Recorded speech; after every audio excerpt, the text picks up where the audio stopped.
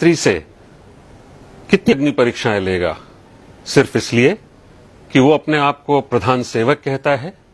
सारी दुनिया के लिए संसार के सबसे बड़े लोकतंत्र का वो प्रधानमंत्री है जो अपने देश को बदल रहा है, उसे संसार के अग्रणी राष्ट्रों की श्रेणी में लाकर खड़ा करने के लिए अथक निरंतर प्रयत्नशील है। लोग उसका गुणगान करते हुए नहीं थकते हैं। वो जहां भी जाता है लोग उसके सम्मान में सिर झुकाते हैं, उसकी बात सुनना चाहते हैं। उसकी अगवानी करने के लिए अन्यान्य देशों के राष्ट्राध्यक्ष सारे के सारे प्रोटोकॉल छोड़ एयरपोर्ट पर आ जाते हैं और जब वो वापस स्वदेश लौटता है तो कुछ मान सम्मान या जो भी कुछ उसे उपहार में मिला है वो सब समर्पित कर देता है। अपने देशवासियों को, 130 करोड़ देवी देवताओं को वो कहते नहीं थकता कि वो उनका सेवक है। रात को 3 बजे लौटता है लंबी हवाई यात्रा के बाद और फिर सुबह 6 बजे तैयार रहता है काम पर चलने के लिए। 18 घंटे 20 घंटे काम करके जब वो घर लौटता है तो उस प्रधानमंत्री आवास में वो अकेला ही होता है।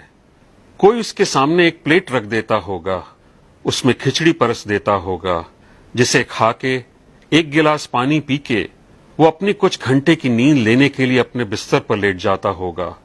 सुबह के बारे में सोचते हुए, नई चुनौतियों का सामना करने के लिए, अपने विरोधियों के मनगढ़ंत झूठों का वार सहने के लिए, आतंकवाद से लड़ने के लिए, गालियों की लगातार बौछार झेलने के लिए। प्रधान सेवक, चौकीदार, ये सारे नाम उसने अपने आप ही ओढ़ लिए हैं। उसे पता था कि अगर गलती से भी उसने अपने आप को इस देश का प्रधानमंत्री कह दिया तो पहाड़ टूट पड़ेगा।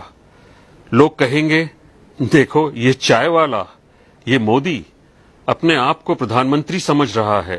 ये संघ का प्रचारक जो घर घर भोजन के लिए भटकता था, इसका खुद ही सिर घूम गया है। वो प्रधान सेवक ही बना रहा और एक सेवक की तरह हाथ जोड़े खड़ा रहा। कभी शिकायत नहीं की, पलट के जवाब नहीं दिया। यही कहता गया, ऐ मेरे मालिकों, आगे क्या हुक्म है जो बजा लाऊं। और मालिकों को देखिए, तैयार रहते हैं फरमाइश लेके। कभी मन में ये नहीं आता कि सेवक सोया कि नहीं, उसने कुछ खाया कि नहीं। वो जितनी लगन से भी अपनी ड्यूटी बजाए, शिकायतें थमने का नाम ही नहीं लेती।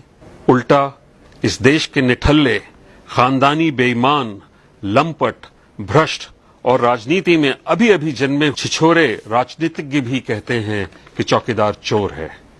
उनके भाड़े के टट्टू तालियां बजाते हैं और देश ये तमाशा देखता है।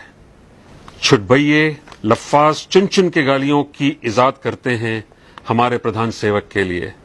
उनके अनाप शनाप वक्तव्यों का सिलसिला थमने का नाम ही नहीं लेता।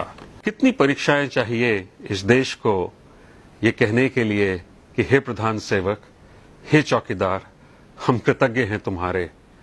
या फिर ये देश कृतज्ञता ज्ञापन की परंपरा ही भूल गया है।